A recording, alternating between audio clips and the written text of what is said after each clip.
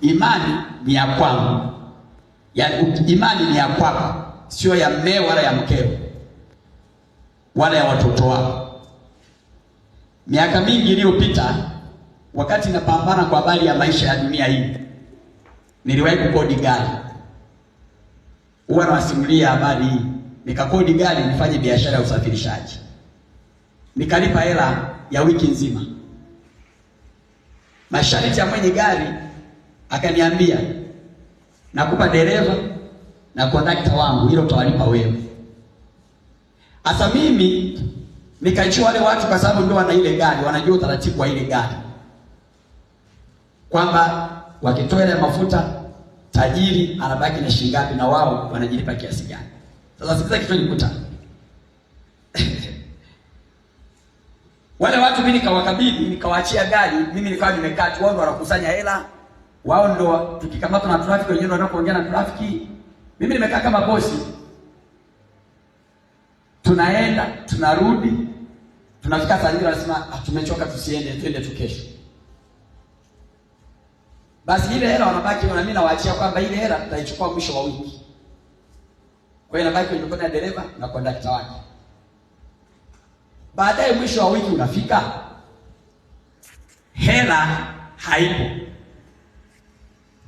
Kwa hela kidogo iliyokuwepo, mwenye gari alikuwa anadai service ya gari. Kwa nikatengeneza gari ili kuirudisha gari katika mkataba kwamba haina ubovu kama nilivyoichukua. Sasa nikamuuliza mwenye gari, sasa mimi sehemu yangu iko wapi? Akaniambia, wakati nimekukodishia gari, wewe ndio ulikuwa mwenye gari. Kwa hiyo wewe ndio ulipaswa kujua kondakta namlipa, kama hafai namtoa, naweka kondakta mwingine. Kama dereva hafai namtoa, naweka dereva mwingine. Kwa sababu gari ingeanguka ningekudai wewe, ingepotea ningekudai wewe, sio dereva wala kondakta, maana mkataba wangu ni mimi na wewe. Nikapoteza hela kama shilingi 500,000. Nikaanza kwenda kulima bustani, maana ndio ilikuwa tumaini langu. Hela imepotelea pale. Unaona? Nikaiacha gari, wakakodi wengine. Sasa nikajifunza, kumbe Mungu anapokupa kitu, wewe ndio unatakiwa kuwa nacho cha kwako. Maisha yako ukimwachia mtu yataharibika. Hautamwambia Mungu, huyu ndio ameharibu maisha yangu. Imani yako ukiachia mtu ikaharibika, hautamwambia Mungu, huyu ndiye ameharibu imani yangu.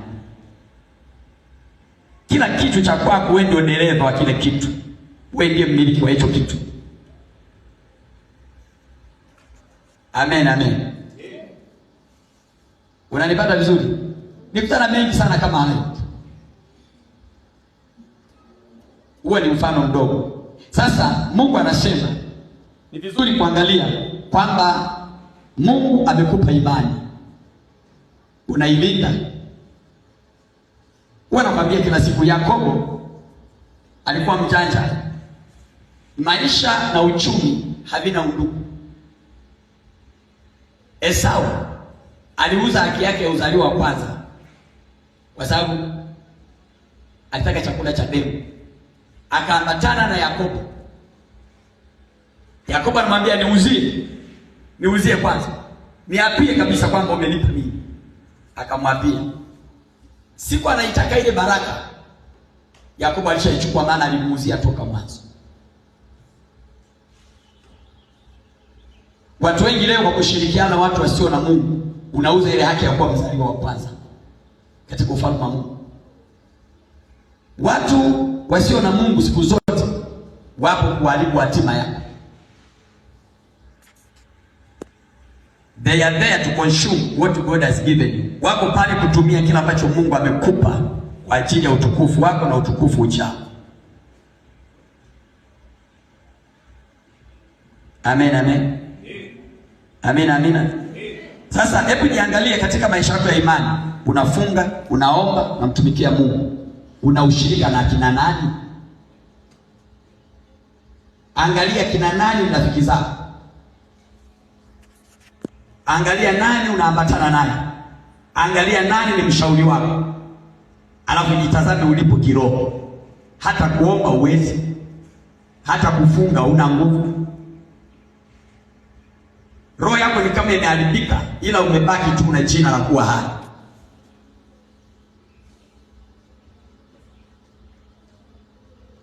Wakisema huyu ni mtu wa dini, hawakosei, kwa sababu mtu wa dini na mtu wa rohoni ni tofauti. Mtu wa dini fitina kwake ni kawaida. Kukufitini mtu wa dini, hata kukuua ni kawaida, lakini mtu wa rohoni atakuhurumia na atakusamehe.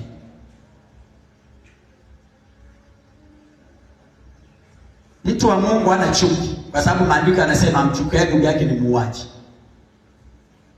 Lakini leo tuna Wakristo wangapi, walokole wangapi wanachukia ndugu zao?